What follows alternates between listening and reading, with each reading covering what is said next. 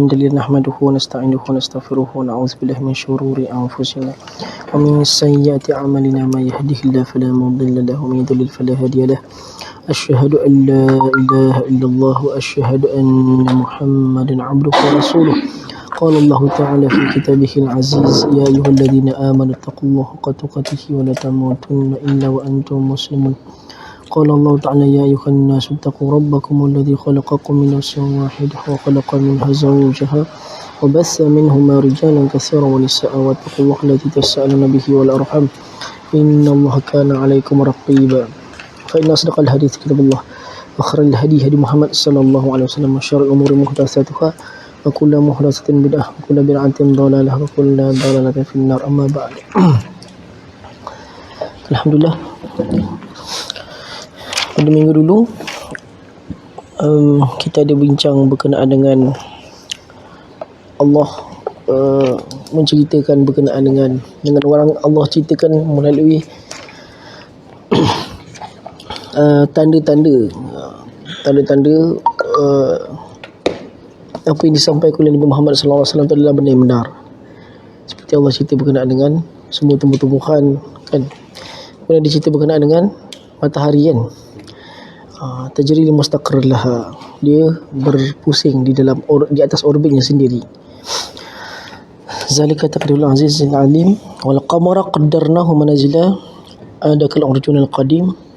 Dan fasa bulan pula Allah cerita, kan. Yang mana kita dah bincang minggu lepas, ini semua ayat-ayat yang menunjukkan bahawa Al-Quran itu bukan ditulis oleh Muhammad lah. Kerana kehidupan Arab yang hanya ada padang pasir dan unta takkan boleh bercakap benda seberat macam ni, kan. Kemudian dibuktikan pula oleh kajian-kajian yang dilakukan oleh orang Islam dan orang bukan Islam berkenaan dengan hal ini, membuktikan lagi apa yang disebut oleh Al-Quran tu lah menyokong kajian saintifik lah. Dan kalau kita tengok di kata situ wal qamara wal syamsu yang bagilah an tudrikal qamara wal layli sabiqun nahar wa kullu fi falakin yasbahun.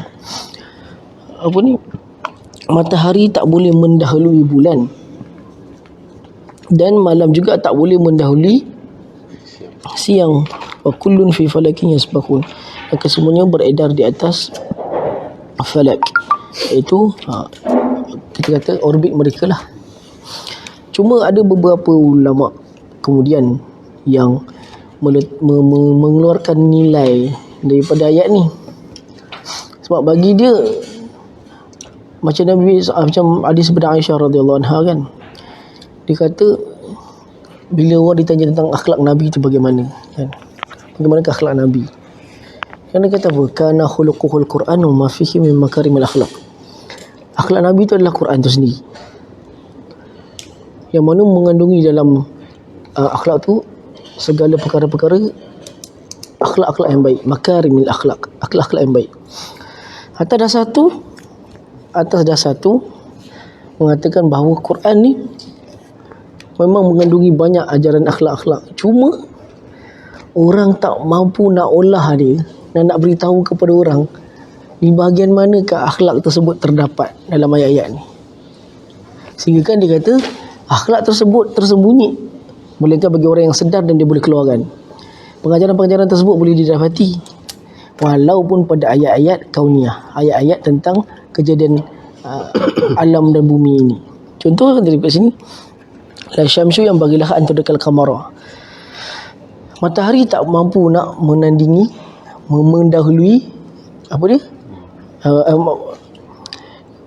betul lah, matahari la syamsu yang bagilah antudakal qamara, tak mampu nak mendahului bulan, seperti mana malam tak boleh nak mendahului siang. Jadi kata nilai yang ada kat situ pun ialah seolah-olah alam ni mengajar kita tentang adab persaingan. Seolah dia bagi kita satu bentuk adab persaingan. Kerana bila dia kata matahari tak, kerana setiap yang dah ditetapkan waktunya, peredarannya, maka dia tak boleh nak mendahului, takkan seakan mendahului perkara tersebut, kan. Tak akan mendahului malam, tak akan melalui siang. So kata seolah-olah satu adab dalam persaingan, yang mana dalam bab persaingan ni kadang-kadang manusia ni perlu mengalah dan perlu mengalah dan mengakui bahawa orang yang ke depan tu adalah orang yang layak. Jadi begitu juga dalam apa, sebab dia nak sebutnya kat sini ialah setiap ayat tu, kalau kita perhati betul-betul mana-mana ayat Al-Quran ni, seolah ada mengisyaratkan nilai akhlak kat situ, cuma orang tak nampak. Seperti juga alam ni juga mampu mengajar kita bentuk akhlak. Macam kita kata hati yang keras seperti batu, Allah kata surah Baqarah, hati tu kalau keras seperti batu pun, kalau setiap air menitik melekuk tak? Walaupun dia keras kan. Alam tu mengajar kita erti kalau kita istiqamah menasihati seseorang, melemah hati yang keras tu akan lembut juga, melekuk juga. So seolah-olah alam tu ada mengajar kepada kita apa ni orang kata akhlak, yang kita mungkin kita tak perasan. Tapi Quran ada sebut. Jadi kata mungkin kita dah nampak adanya adab persaingan dalam ayat ni. Jadi kalau kita ikutkan dalam kehidupan kita, bila katakan persaingan, maka lantak engkau lah, yang penting aku mesti duduk atas. Itulah sifat persaingan kita kan. Yang penting aku mesti duduk atas, sama ada aku kena jilat bos ke, aku kena fitnah orang ni ke, aku kena burukkan orang ni ke, yang penting aku mesti duduk atas.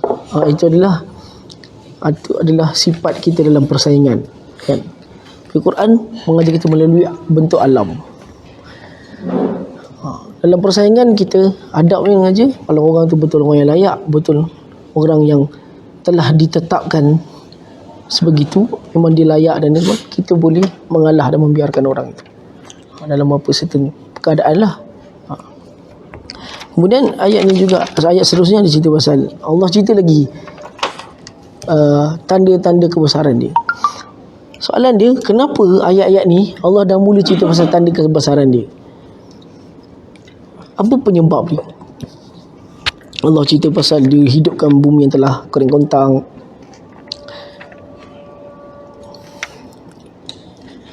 Allahu Akbar, Allah.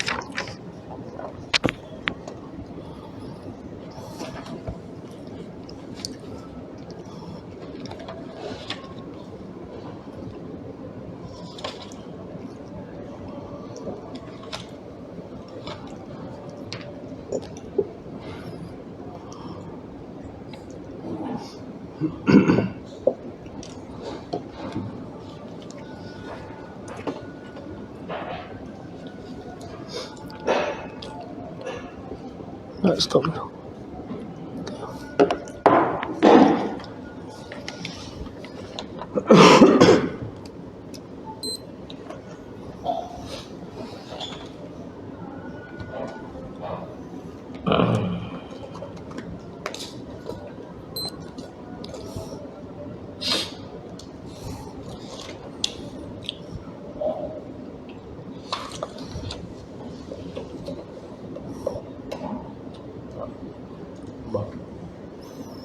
Kau apa lagi? Apa? Kau Dapat 3 tu. Okey, sambung sikit. Kenapa Allah mula ceritakan ayat-ayat tentang kebesaran ni?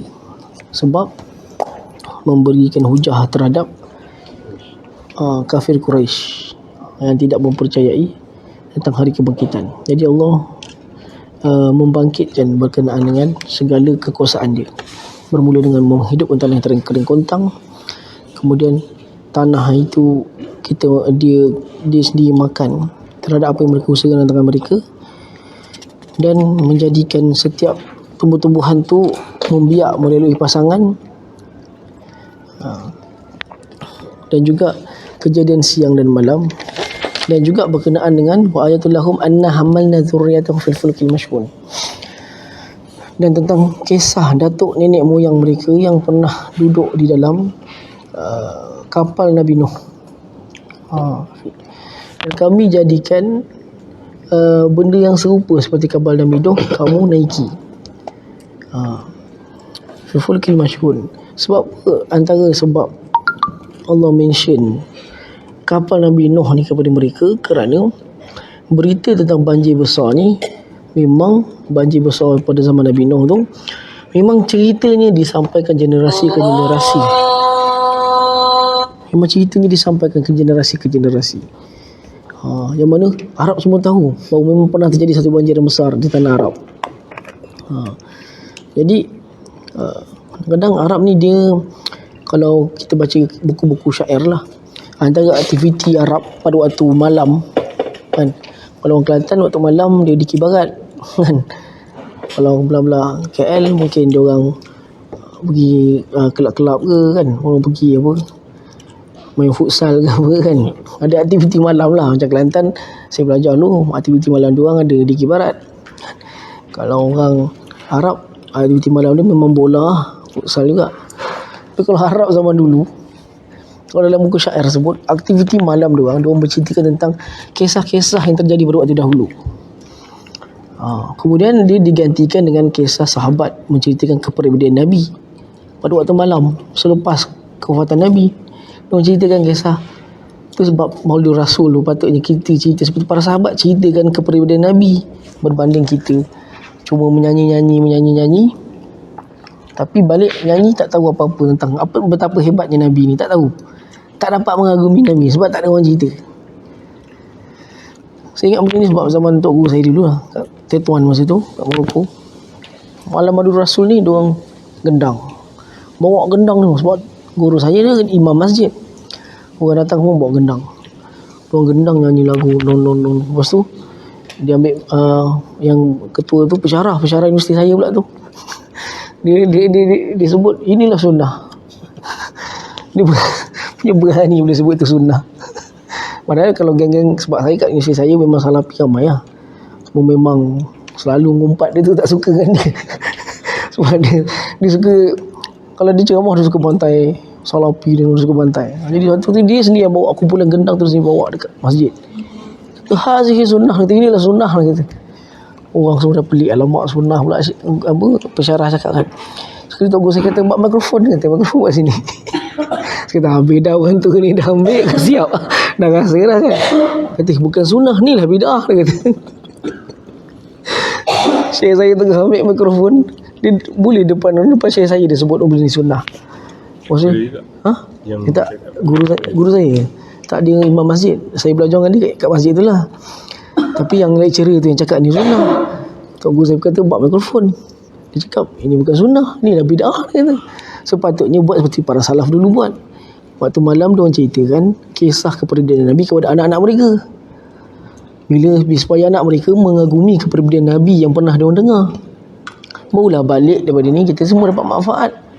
Kata cerita, ceramah, kata patutnya kita ceramah, itulah yang sunnah sahabat, itu yang patut kau buat, dia kata.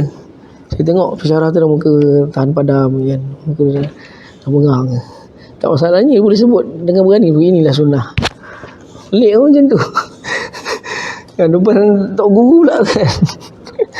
Lepas tu dia kata itu kisah. Dan sebelum Nabi SAW lahir pun, waktu malam ni diorang cerita lah, diorang panggil diorang bercerita tentang segala peperangan-peperangan yang pernah berlaku di antara Arab. Diorang riwayatkan tu pada anak diorang, kisah-kisah peperangan ni, peperangan tu, peperangan ni, macam-macam peperangan semua. Mak ayah diorang akan cerita.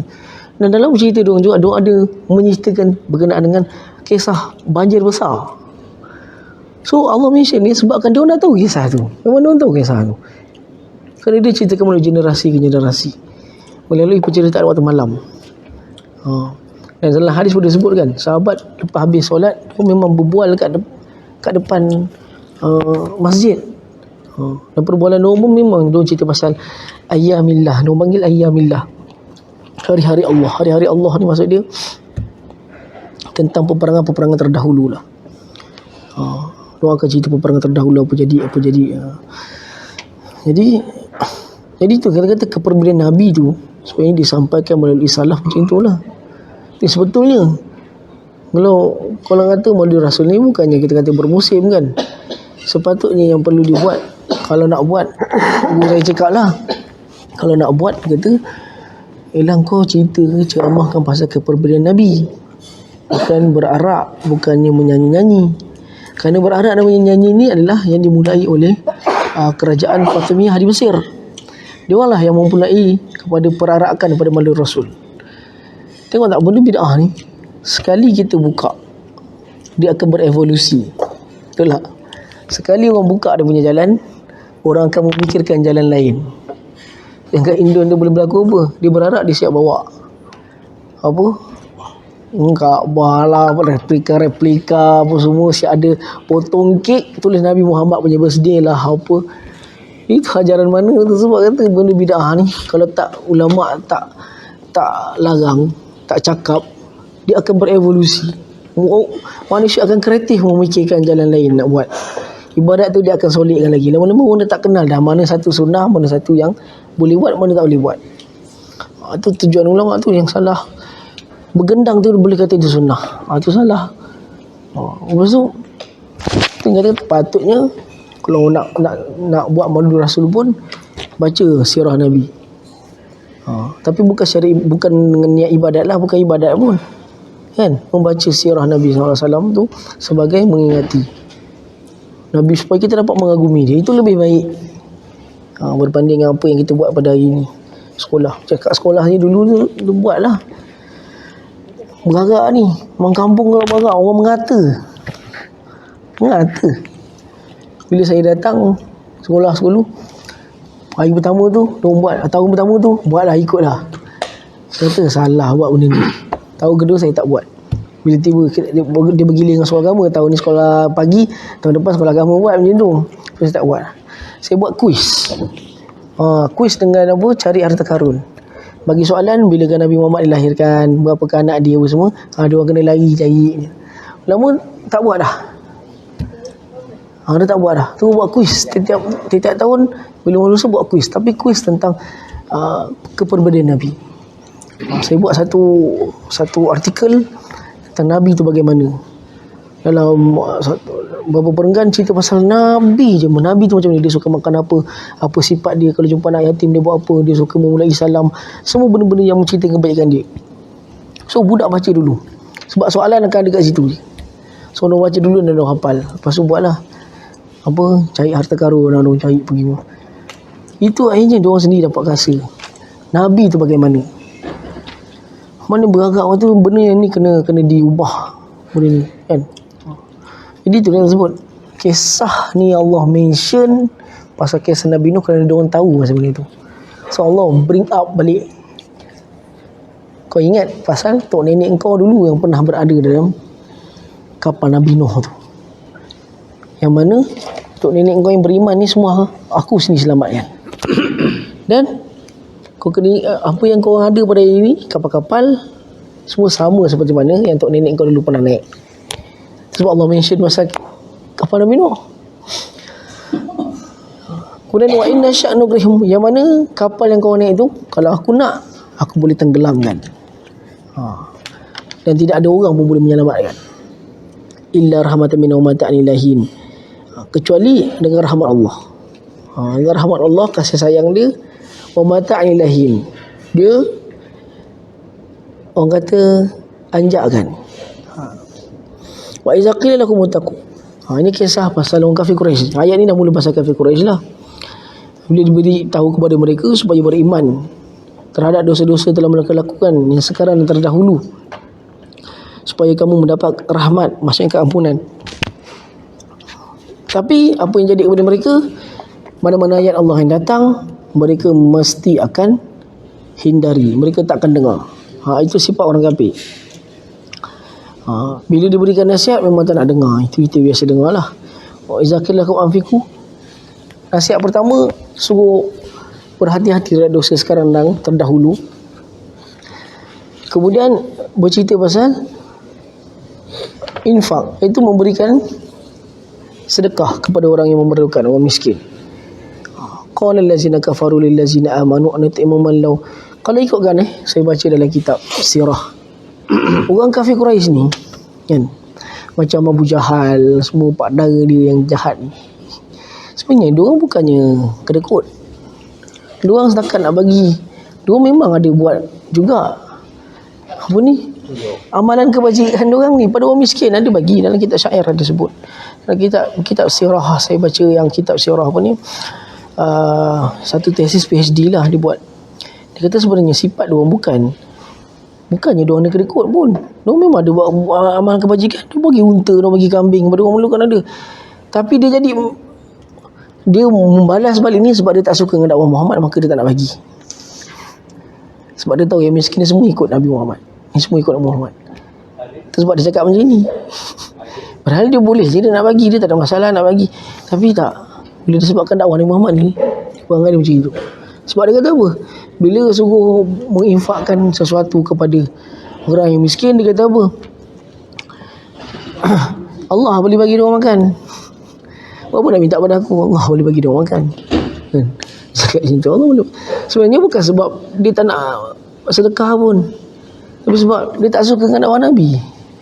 Sebab dia kata Allah boleh bagi dia orang makan. Kemudian dia kata, in antum illa fi dhalalim mubin. Betul dia pula kata orang yang apa, Nabi yang anjurkan mereka bersedekah tu, in antum illa fi dhalalim mubin. Kata korang semua dalam keadaan sesat yang nyata. Sebab dia kata korang sendiri kata Allah yang maha pemberi rezeki, tapi kau minta kat aku. So itu yang kita kata bincang minggu lepas.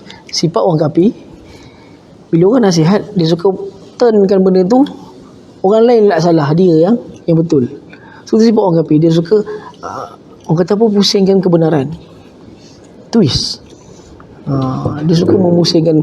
So kalau kita tak boleh buat perangai itu. Ini kita bagi perangai pun menegakkan benang yang basah, betul. Benda tu dah betul-betul salah, tapi kita suka, sifat kita pula, kita suka menegakkan benang yang basah. Jadi jangan ikut macam sifat orang kafir. Sifat orang kafir dia suka menegakkan benang yang basah. Benda tu betul salah, tapi dia twist bagi nampak benda tu betul. Dan itu dah akan berlaku fitnah yang Dajjal bawa. Benda yang disangkakan betul tidak akan twist, dia akan nampak dia salah. Dia salah, dia akan twist nampak benda betul. Dan dia kata wa zakirahum fi al-mubin wa yaqulun mata. Ini kan wa yaqulun. Dahlah twist kebenaran, twist benda jadi salah. Dahlah tak nak dengar nasihat, twist benda jadi salah. Dia boleh mencabar pula. Dia kata apa? Wa yaqulun. Mereka bertanya, mata hazal wa'du in kuntum shadiqin. Bila nak berlakunya hari kiamat ni, kau nak sebut-sebut? Kalau kau ni orang yang benar, bila nak berlaku? Dia kata, ma yanzuruna illa sayhatan wahidatan ta'khuzuhum wa hum yakhisimun. Dia kata as-sayha kat sini, ma yanzuruna illa sayhatan, apa yang mereka akan nampak. Dia terjemah apa tu? Nampak mereka menunggu. Ma yantazirun. Mereka menunggu. Yang zurun sebab tak ada ta. Saya pun tak pasti kenapa tak ada ta pada ayat tu. Kena tengok tafsir balik ni. Sebab bila tafsir dia letak ta yantazirun. Dekat ayat ni ma yanzurun. Saya pun tak tahu sebab apa ayat Quran ni tak ada ta. Tak pastilah. Okey. Dia kata kan ma yanzuruna, mereka tak perlu tunggu lebih-lebih, dia cuma tunggu satu sayha. Sayha ni apa? Jeritan. Sama juga macam ayat sebelum kan. Allah kata apa, tak perlulah nak sampai bala tentera daripada langit pun. Ashabul Qaryah ni aku nak hancurkan. Cukup dengan satu jeritan juga. Satu jeritan. So benda sama juga. Allah kata ma yanzuru, bila mereka tanya-tanya, cabar-cabar, bila nak berlakunya, solat ma yanzurun, tunggulah nanti kan. Apa jadi? Sayhatan wahidatan, dengan satu pekikan. Ini bukan satu pekikan, silap. Pekikan yang pertama. Dia terjemah pekikan satu pertama. Satu pekikan ke pekikan pertama. Satu pekikan. Betul juga, bukan kata salah, tapi kita nak kata dia sebab ayat yang seterusnya akan bercakap pasal terikan yang kedua. Jadi terikan yang pertama, sesungguhnya orang kafir dan orang yang tidak mempercayai hari kebangkitan dan tidak mempercayai dia akan berlaku, mereka tak tahu bahawa sesungguhnya benda itu tidak ada keraguan padanya. Wa satahilu bikum baqtatan fa innakum yantaziruna ila sayhatan wahidatan yasiha Israfil bi amrina. Yang mana dia akan ditiup oleh Israfil. Fa ta'khuzukum hadhihi sayha wa tas'aquhum wa tahlukuhum wa hum yukhisimun. Bila dipekikkan dengan satu teriakan daripada Israfil, wa hum yukhisimun. Kalau kat sini tafsir dia kata yatakhasamun wa yatanaza'una fi umuri dunyahum. Mereka berbantah-bantah dan bergaduh-gaduh berkaitan dengan perkara keduniaan mereka. Kat situ dia orang terjemah apa? Mereka bertengkar lagi? Saling bertengkar je. Tentang urusan dunia tak ada? Mereka saling bertengkar. Sebab dia kata ketika mana turun keluarnya pekikan tersebut, nak sebutnya bila dia kata fala yastati'una tawsiyatan wala ila ahlihim yarji'un. Dia kata bila datangnya pekikan tersebut, mereka sampai tak sempat pun nak mewasiatkan sesuatu kepada keluarga mereka pun. Mewasiatkan sesuatu kepada keluarga mereka pun tak sempat. Wala yastati'una jami'an ruju' ila ahlihim. Nak pergi balik kepada keluarga mereka pun mereka tak sempat. Li'annahum yas'aquna fi amakanihim allati yakununa fiha 'inda huduthi hadhihi sayhah. Jadi ayat ni beritahu pasal hari yang mereka cabar-cabarkan itu, tanya-tanyakan itu, benda tersebut akan berlaku. Mata hazal wa'du in kuntum shadiqin ma yanzuruna illa sayhatan wahidatan ta'khuzuhum wa hum yakhisimun fala yastati'una tawsiyatan. Kalau kita tengok ayat ni semuanya menggunakan fi'lun mudhari', iaitu fi'lun yang menunjukkan kepada perlakuan sedang berlaku. Seolah-olah dia menunjukkan benda ni sedang berlaku live. Keadaan yang menunjukkan sedang. Ayat yang 48 tu 49 tu, ma yanzuruna illa sayhatan wahidatan. Yanzuruna fi'l mudhari' menunjukkan sedang. Ta'khuzuhum mudhari', yakhisimun mudhari', fala yastati'una mudhari', yarji'un mudhari'. Semuanya menunjukkan sedang berlaku. Soalan menunjukkan apa? Ni keadaan yang live. Waktu ketika itu berlaku. Sebab semua gunakan perbuatan, kata-kata perbuatan semua menunjukkan perbuatan sedang. Tak gunakan apa? Dah lepas ke apa? Dia kata fala yastati'una tawsiyatan wala ila ahlihim yarji'un wa nufikha fis suri. Maknanya wahyu ni turun masa benda tu tengah berlaku. Tak, dia seolah menceritakan keadaan tu sedang berlaku di waktu hari kiamat nanti. Dia gunakan kata perbuatan sedang berlaku. Seolah-olah Allah nak cerita soalan benda tu akan memang berlaku betul. Tu gunakan perkataan sedang. Contoh kita kata Ali sedang menyapu. Memang tu dia sedang menyapu kan. Menunjukkan benda tu benar. Kerana menunjukkan sedang. Andai kata dia dah benda yang dah lepas, orang mungkin ada sedikit syak lagi. Betul ke? Sebab benda tu dah lepas, dah lama. Contoh kalau dia gunakan kan. Tapi bila digunakan ataupun benda yang menunjukkan akan datang, benda akan datang, dia orang pun tak percaya benda-benda yang akan datang. Tapi Allah guna perkataan sedang, sebab perkataan tu menunjukkan sedang ataupun akan datang. Kalau adanya petunjuk menunjukkan dia sedang ataupun akan datang kan. Kalau akan datang dia akan ada huruf sin. Tapi itu kita tak nak cerita sebab dia bukan akan datang. Menunjukkan sedang. Seolah-olah bukan wahyu tu. Maksudnya ayat ni menceritakan seolah-olah benda yang sedang berlaku ni memang betul akan berlaku. Seolah-olah macam live sedang berlaku kan. Jadi dia kata diorang ni satu teriakan je habis semua. Dalam keadaan diorang ni tak sempat pun nak cakap apa-apa kepada keluarga mereka pun. Sewasiat apa pun tak boleh. Nak balik kepada keluarga mereka pun tak sempat bila benda tu datang. Dalam hadis tersebut jadi ayat ni menunjukkan bahawa benda tu yang akan berlaku. Hadis tersebut daripada hadis Bukhari dan Muslim daripada Abu Hurairah kata Nabi sallallahu alaihi wasallam la taqumunna sa'ata wa qad nashara rajulani thawbahuma bainahuma fala yatabayyanihuma wa la yutawiyanahuma. Nak sebutnya hari kiamat ni bila datang la taqumunna sa'ata wa qad nashara rajulani thawbahuma bainahuma. Orang tengah jual beli ni, jual beli baju ni, nak ambil pun tak sempat lagi masa tu. Nak cakapnya benda tu berlaku dengan pantas. Akan datangnya hari kiamat nanti, dua orang lelaki saling nak membeli baju, tak sempat nak jual beli pun, nak lipat tu pun tak sempat. Wala taqubanna sa'atan wa rajulan jalitu haudahu falyusqa minhu. Ada orang nak minum tu pun tak sempat. Keadaan ni menunjukkan apa? Masa tak sempat. Pantas. Walau dalam apa benda kita tengah buat sekalipun. Dan keadaan kita tak sedari dia boleh datang. Maksudnya itulah, benda tu datang pantas dan kadang tak sedar. Sampai kan dia kata orang tengah beli baju ni, dah habis beli, dah bagi, orang tu nak melipat tu pun, faham tak maksud hadis tu? Kadang-kadang tak sedar. Mungkin tak kita disebut sambungan hadis tu. Wala takuna sa'atan wa qad safara rajula bila bani naqati fala yut'imhu. Dia perah susu unta pun nak minum pun tak sempat. Baru sempat perah. Ataupun dia kata wala takuna sa'atan wa qad rafa'a aqlatahu ila fami. Ada mungkin dalam keadaan suapan boleh sempat masuk mulut pun. Faham tak hadis macam mana? Kadang-kadang pun tak sedar, terlalu cepat. Bila dia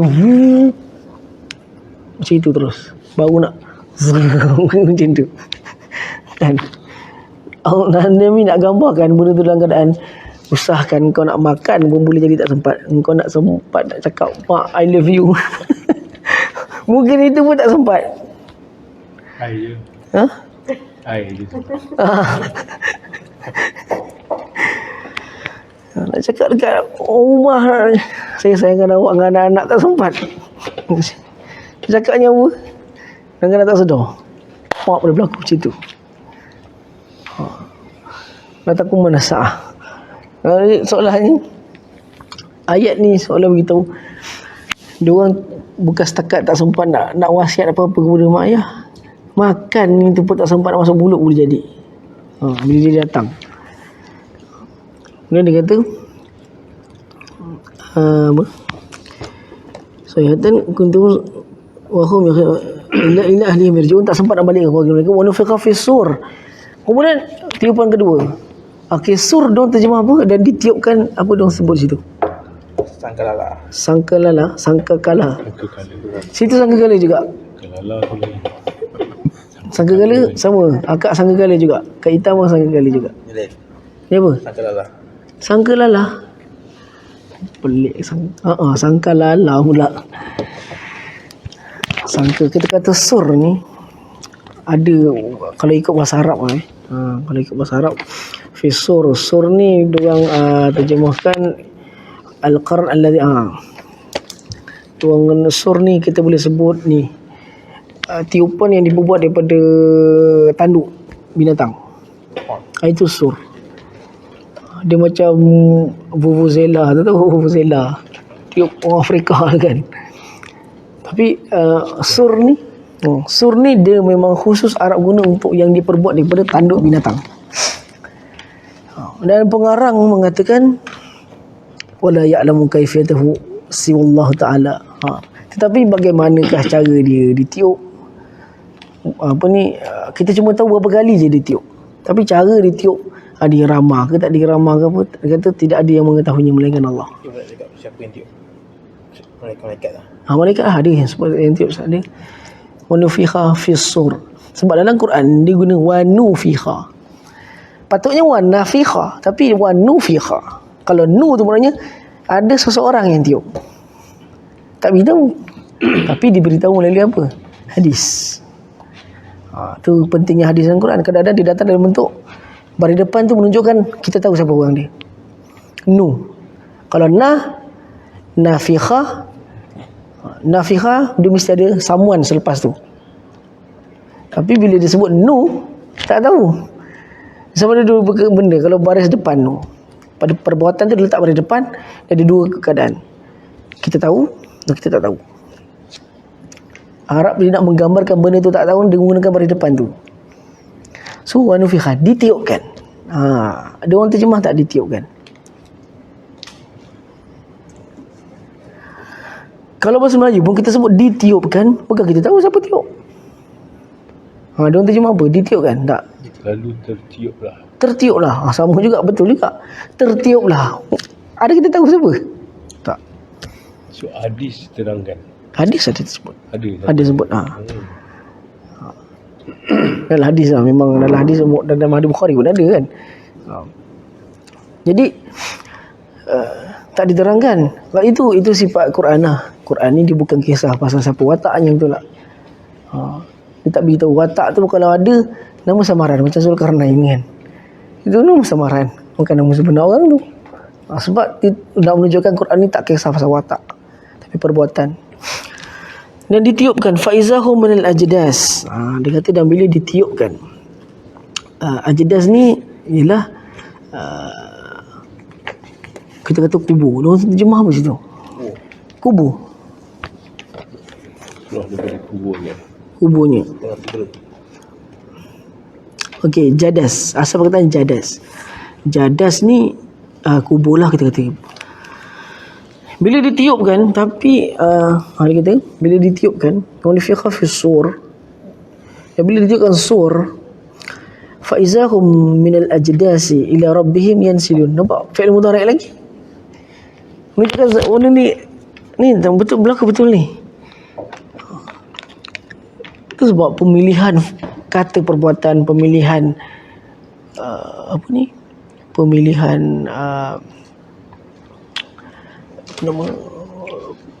kata bukannya melalui Nabi, tapi memang terus daripada Allah kan.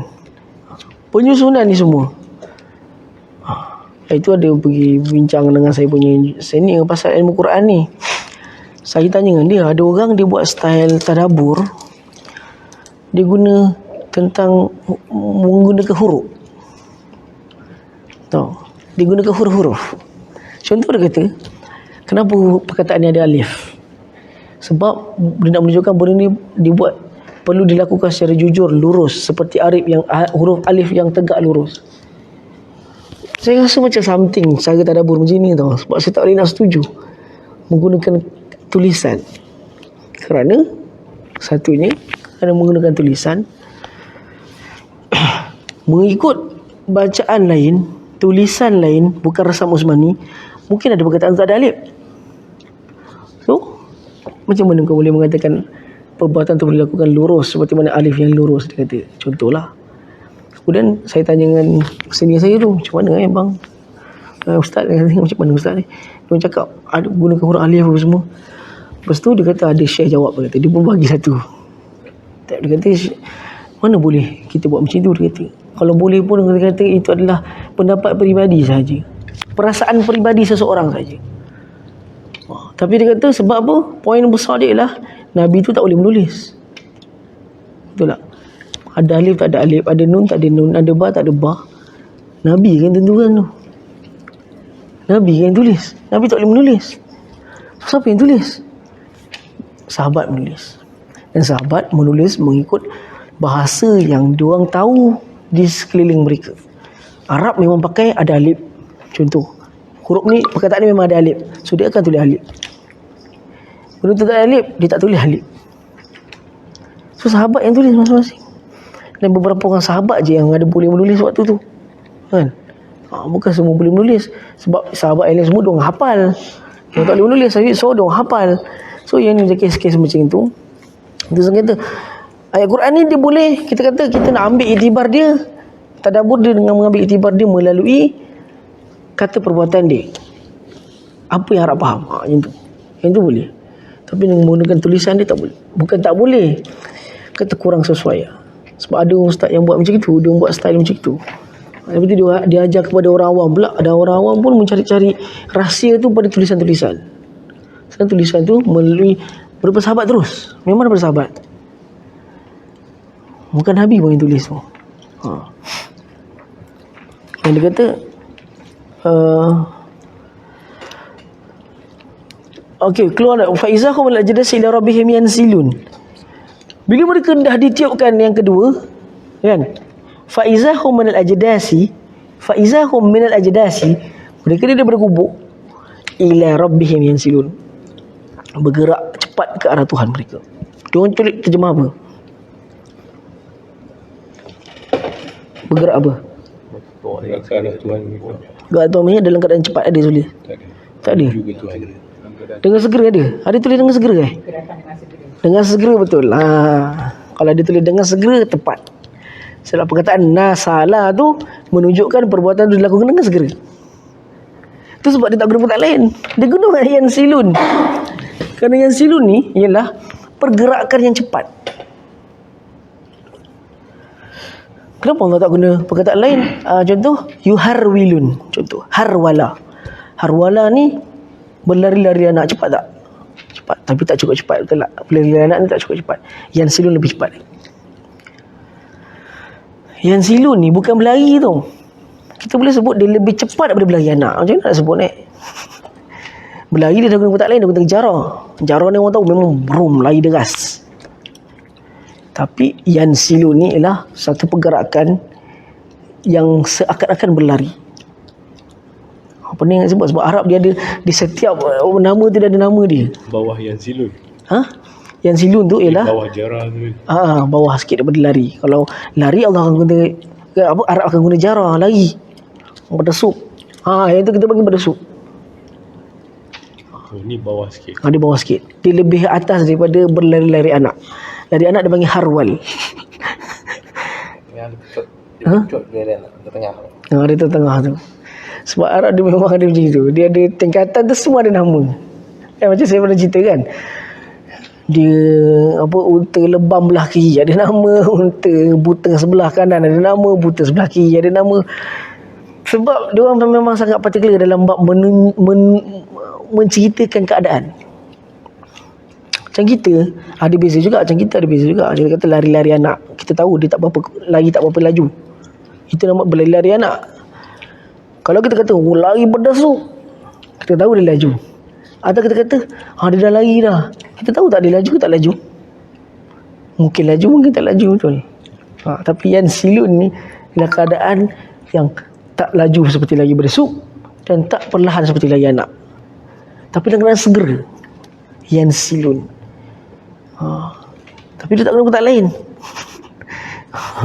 Bermakna bila dah tiup tu semua bangkit daripada kubur. Bila bangkit, ayat lain ada ceritakan macam mana keadaan badan yang dah hancur. Bada'na kama wa bana'na al-khalqa kama nu'iduhu wa'dan alaina inna kunna fa'ilin. Allah kata Quran. Kama bada'na al-khalqa nu'iduhu. Kami akan bangkitkan mereka semula seperti mana kami jadikan mereka daripada keadaan yang pertama. Macam orang yang baru lahir. Kan kita dah bincang dulu surah Mulk dulu. Surah Mulk, surah apa? Qaf. Ada yang kata dia seperti bunga yang dicantas pokok, dia akan tumbuh, kan? Ada kata dia membesar seperti kita baru lahir. Kama bada'nal khalqa tsumma nu'iduhu, pada ayat tu. Kami akan ulang balik kejadian tersebut seperti mana kami jadikan di kali pertama. Maksudnya macam mana? Kadang membesar kan? Maksudnya bertumbuh. Wa'dan alaina inna kunna fa'ilin. Allah kata, itu janji kami. Kamu dibangkitkan tu dalam keadaan tumbuh sikit-sikit, itu janji kami. Inna kunna fa'ilin. Kami pasti akan lakukan. Allah sendiri janji benda tu akan berlaku. So bila dah tiup, semua bangkit ni. Bangkit. Bila al-jazasi ila rabbihim yansilun. Wah, masing-masing jalan. Jalan dalam keadaan macam mana? Keadaan macam mana? Keadaan dia? Yansilun. Yansilun. Dan dia kata, dalam kitab ni dia ada terangkan lagi yansilun terlebih. Itu saya terlupa nak mention. Dalam kitab ada sebut lebih spesifik lagi tentang yansilun tu. Yansilun ni tu sebab ada terjemahan yang sebut dengan segera. Sebenarnya betul lah, memang betul. Dengan segera tu memang orang kata dah cantik lah terjemahan tu, dengan segera. Sebab dalam ni sebut yanzilun ni bukan setakat dengan segera, tetapi keadaan dia orang berjalan tu ke arah Tuhan tu, berjalan ke arah Tuhan, kepada Allah tu, dalam keadaan seolah-olah dipaksa, bukan kerana dengan kehendak diri mereka sendiri. Dipaksakan. Yanzilun. Faham tak yanzilun ni apa?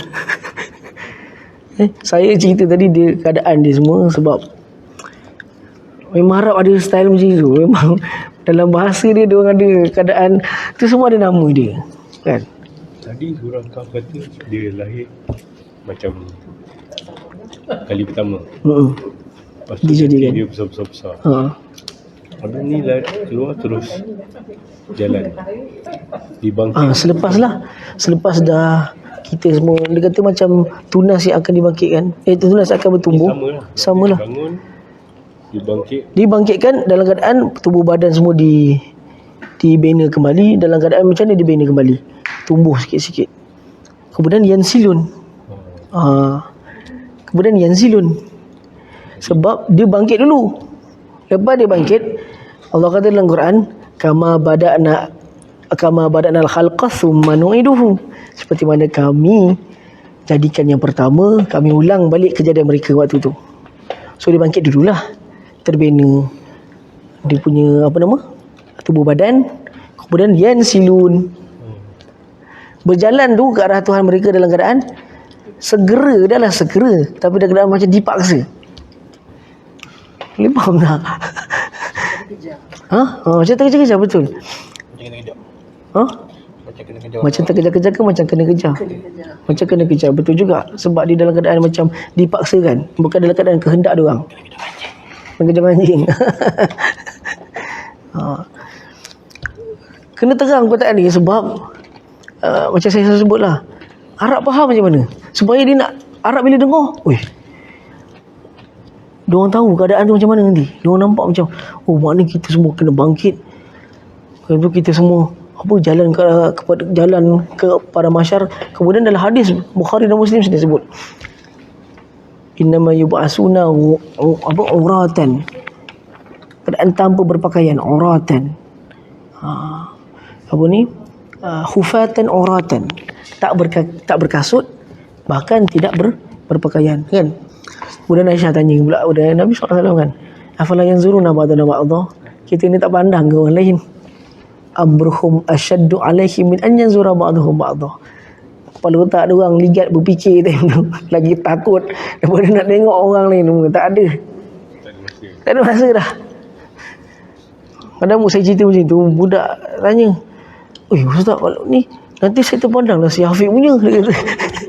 Dia kata time tu dah tak fikir dah. Bukan kau nak pandang Hafiq, kau sendiri pun sama. Kau nak gelakkan Hafiq buat apa? Kau pun sama. Budak memang apa yang Aisyah tanya tu, memang orang akan terfikir juga kan. Dah masing-masing dah tak pakai baju, pakai seluar. Sampai kan keadaan tu punya takut. Kita panggil tu, keadaan tu kita Arab panggil al-ahwal, iaitu ketakutan yang sangat dahsyat. Sampai kan Allah kata apa?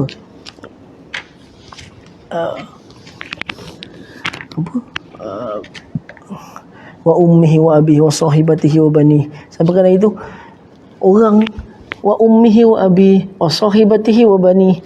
Orang akan lari, anak mak ni pun lari dengan anak. Wa sahibatihi wa bani, kawan baik dia dulu. Dan anak-anak dia sendiri semua. Masa tu semua orang lupakan orang kesayangan mereka. Yauma yafirul mar'u min akhihi, ayat depan dia. Pada hari itu yafirul mar'u min akhihi. Pada hari itu seorang itu akan tinggalkan adik-adik dia. Wa ummihi wa abihi, mak dan ayah dia pun ditinggalkan. Wa sahibatihi wa bani, kawan-kawan baik dia dan anak dia sendiri yang dia kandung itu pun akan tinggalkan.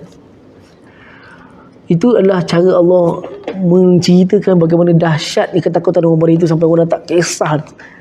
Orang baik-baik sekeliling ni, saudara mara dah. Lantak engkau lah saudara, yang penting aku nak lari dulu. Kerana ketakutan dia. Wa ummihi wa abi wa sahibati wa bani. Kemudian apa? Rabbihim yanzilun, mereka bangkit. Sebenarnya pening tak perkataan yanzilun tu? Ke boleh faham?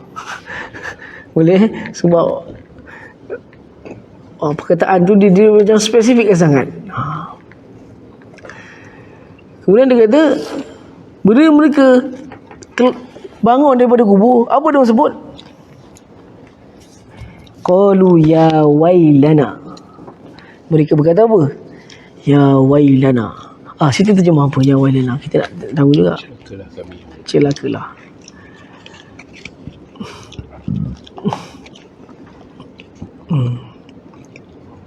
Okey, celakalah. Semua celakalah. Okey, kita boleh sebut macam itulah. Asal perkataan wail tu adalah celakalah. Tetapi dia bukan semua keadaan dia bermaksud celakalah. Okey. Dia juga boleh bermaksud macam kita rugi atas sesuatu benda. Kita kata ya wailan, ya wailani, ya wail. Kita kata macam oh ruginya aku, bukan celakalah. So bukan semua perkataan wail itu bermaksud celaka. Tapi seolah-olah ayat ni diorang dalam keadaan kita sebab apa terjemahan diorang terjemahkan celaka, sebab itu memang makna asal dia memang celaka lah, wail. Tapi kita boleh katakan dekat sini bukan diorang nak maki, tapi dalam keadaan apa? Macam keadaan kata betul menyesal dan juga tertanya-tanya, kebingungan. Orang bila kebingungan, ini apa benda ni kan? Soalan macam itulah kita kata. Bila diorang semua dah bangkit bangun, diorang kata ni apa hal ni? Ya wailana. Apa benda ni? Kenapa ni? Sebab apa dia boleh tertanya-tanya? Sebenarnya ya wailana tu bukan nak cakap celaka siapa bangunkan aku, bukan macam tu. Tahu tak? Bukan macam kita apa? Orang buat Kejut lah. pergi masjid pakai selipar baru beli, sekali kena ambil. Celaka siapa ambil selipar aku dan pakai yang tu. Itu memang maki. Tapi ini bukan dia bangun celaka siapa bangun kita ni, bukan. Tapi dia bukan. Itu sebab saya kata celaka tu dia banyak maksud, mengikut konteks. Tapi terjemahan Quran yang kita dapat ni, dia terjemah celaka kena, itu memang perkataan asal dia memang celaka sebenarnya. Tapi kalau ikut konteks, seolah dia kata ni apa pasal ni? Sebab apa dia bertanya? Ya wailan itu bermaksud pertanyaan dalam keadaan kebingungan. Aduhai celaka. Aduhai itu betul lah. Aduhai itu betul. Sebab ya kat situ memang aduhai. Bukan kita kata celaka lah. Maksudnya suatu bentuk pertanyaan dalam keadaan kebingungan. Ya wailana gitu. Kata kenapalah kita ni? Sebab apa dia boleh bertanya dalam keadaan kebingungan? Sebab mereka merasakan seolah-olah mereka baru bangun daripada tidur yang panjang. Tu yang kalau kita baru bangun tidur kan, bangun tidur yang panjang, contoh kita bangun kata, ni apa hal semua orang tak ada kat rumah ni? Kan?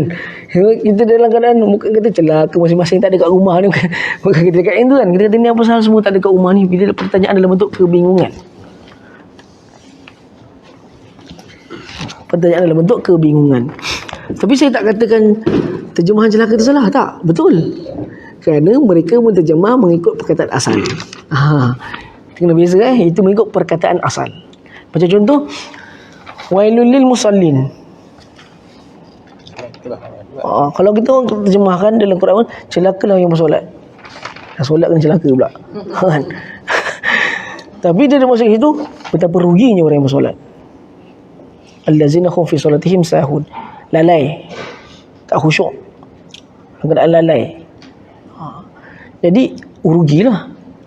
Kadang-kadang Nabi SAW pun gunakan perkataan wailaka.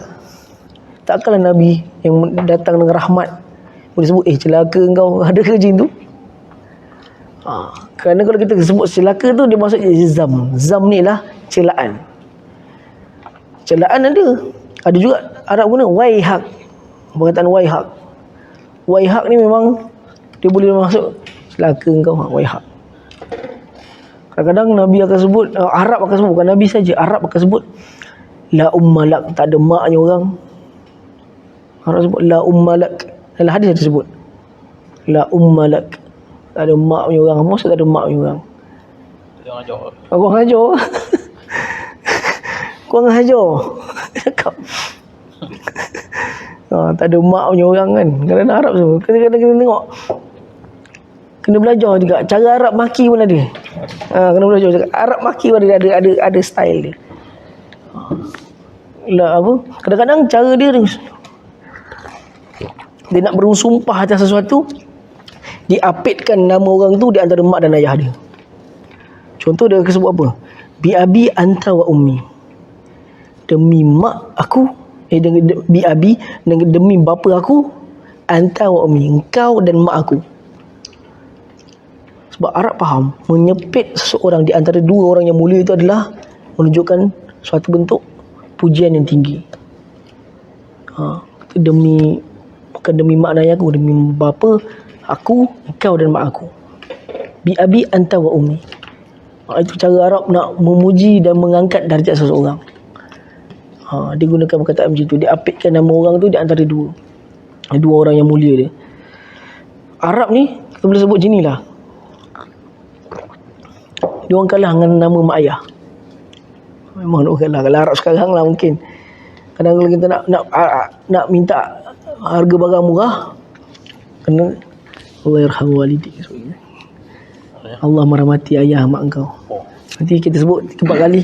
Ya Allah, boleh lah. Mesti dapat murah. Memang itulah selalu saya buat. Nombor 200 dirham. Allah yarham walidik, Allah yarham babak, Allah yarham aidak. Allah rahmat keluarga engkau, mak ayah engkau. Sambil usap belakang ni. Ya Allah, 1,5 adalah. Mesti dapatnya lah.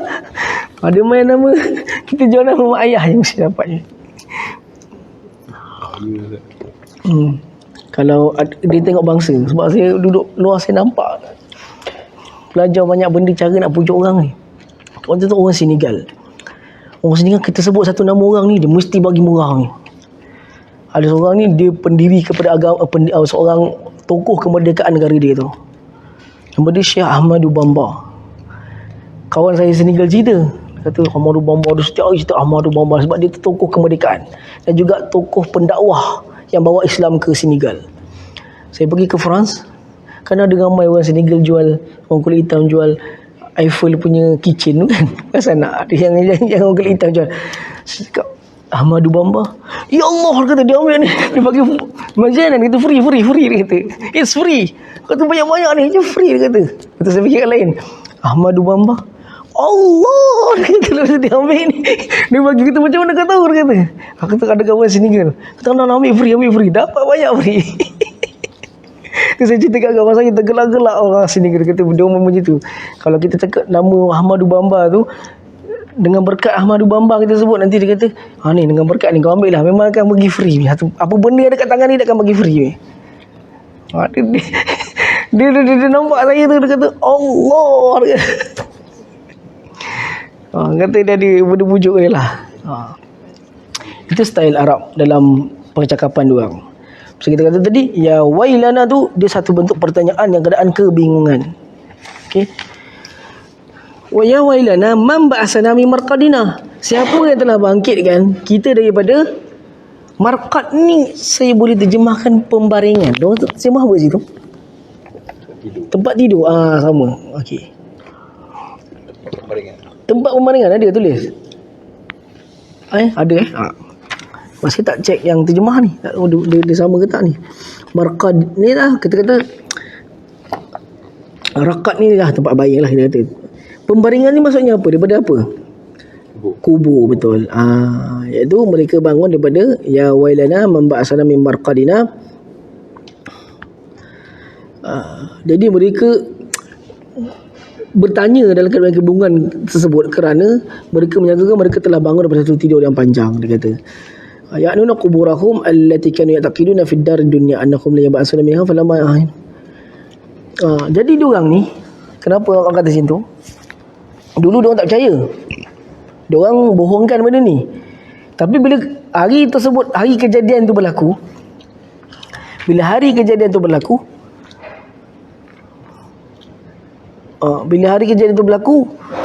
bila diorang bangun tu, diorang tertanya-tanya, ni apa pasal ni? Kenapa rasa macam tidur lama ni? Siapa yang bangun dengan kita ni? Semua tertanya-tanya. Sebab dia kata, ya wailana, aduhai siapa yang telah bangun dengan kita ni? Kerana apa mereka tertanya-tanya? Kerana dulunya mereka tak pernah percaya. Sedangkan Nabi dah sebut, tapi mereka tak percaya. Sebab bangun dia tertanya-tanya. Begitu juga keadaan kita nanti. Mungkin kita bangkit tu, kita pun mungkin tertanya-tanya. Tapi orang yang beriman mungkin kata, inilah mungkin harinya. Kan, kita bangkit tu mungkin orang akan sedar, inilah harinya. Jadi apa yang Allah sebut tu semua benar lah. Dan itu kita sendiri akan rasai apa yang disebut oleh Nabi SAW dalam hadisnya. Sehingga kan nak sebutnya, Quran hampir setiap inci ayat dia mesti ada cerita pasal hari kebangkitan. Hadis Bukhari dan Muslim, segala kitab-kitab sahih hadis semuanya ada diceritakan. Sehingga kan ulama katakan orang yang tak percaya memang termasuk dengan orang kafir dan masuk neraka.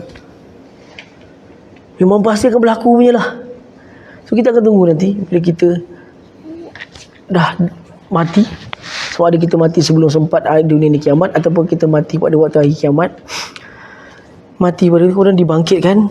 Masa tu mungkin kita pun akan tertanya juga kan, bila dah dibangkitkan dalam keadaan kama bada'na awwala khalqin tsumma nu'iduhu, Allah kata tu, bangkit dalam keadaan seperti kita dijadikan kali pertama. Mesti kita tanya juga, oh, mungkin ni lah harinya kan. Mungkin ni hari ni seperti yang Nabi SAW sebutkan dalam hadis dalam Quran. Maksudnya adalah. Jadi dia kata memang azama wa ada rahman wa sadaqal mursalun. Nampak? Kan dia sebut hazama wa ada rahman. Ini yang Tuhan yang Maha Penyayang pernah cerita dulu, punya janjikan dulu. Nampak dia sebut apa? Wa sadaqal mursalun. Betul apa yang rasul-rasul dulu sebut. Orang baru aku lah time tu. Nampak? Digunakan perkataan wa sadaqal mursalun. Kemudian barulah mereka mengakuinya. Haza ma wa'ada rahman wa sadaqal mursalun.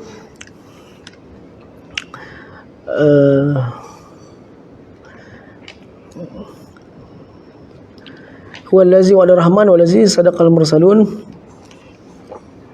Jadi betul lah, dia pun mengakui apa yang pernah disebut oleh Nabi sallallahu alaihi wasallam. Kemudian dia kata illa sayatan wahidah. Mana ayat tu? In kanat illa sayatan wahidatan fa idahum jami'un ladaina muhdarun. Ay ma kanat annahu allati hukiyat anhum anifan illa sayhatan wahidatan saha Israfil bi iznina wa amrihim fiha bil qiyam min barihim fa idahum jami'un duna ayanta ahaduhum minhum ladaina muhdarun. Kemudian barulah ada orang kata apa? In kana illa sayhatan wahidatan. Tadi satu lagi punya teriakan, tapi teriakan tu dia sebut satu teriakan kan, tapi ni teriakan yang keberapa? Kedua. Teriakan yang kedua. Jadi sayhatan wahidah, memanglah situ dia terjemah apa? Teriakan pertama ke teriakan satu? Teriakan tu hanya sekali saja. Hanya sekali sahaja. Tapi dalam tafsir sebut teriakan yang sekali saja. Ada yang lain tak pertama? Ada yang sebut pertama tak? Tak ada sekali. Maksud teriakan sekali itu adalah sekali pada teriakan yang kedua. Sekali pada teriakan yang kedua. Bermakna dua teriakan. Teriakan pertama mematikan dan teriakan yang kedua adalah al-ba'ats, iaitu apa nama bahasa Melayu dia? Membangkitkan. Fa izahum jami'un ladaina muhdarun. Kemudian kesemuanya mereka dikumpulkan, muhdarun, dihadirkan. Ada orang terjemah apa situ? Didatangkan ke? Iyalah, hadapkan. Dihadapkan, ada lain. Dihadirkan didatangkan, dikumpulkan. Okey, dikumpulkan. Fal yauma, pada hari itu, pada hari itu la tuzlamu nafsun syai'a, satu nyawa pun tidak akan dizalimi. Wala tujzana illa ma kuntum ta'malun, semuanya akan dibalas berdasarkan apa yang telah mereka lakukan. Okey. So Allah nak sebutkannya di situ ialah pada hari itu semua orang akan dibalas berdasarkan Amal. bukan setakat amalan, bahkan niat. Kan? Bukan sampai pernah bacakan hadis Aisyah tu kan. Yang mana tentera Abraha nak meruntuhkan Kaabah tu kan. Kan Nabi SAW walakinna yub'asuna ala niyatihim, tetapi walaupun mereka tu ada yang bukan kerana nak meruntuhkan Kaabah, tetapi mereka akan dibangkitkan berdasarkan niat mereka. Berdasarkan niat mereka. Pada hari itu Allah sendiri menjelaskan tidak ada orang yang terzalimi. Itu sebab kita kata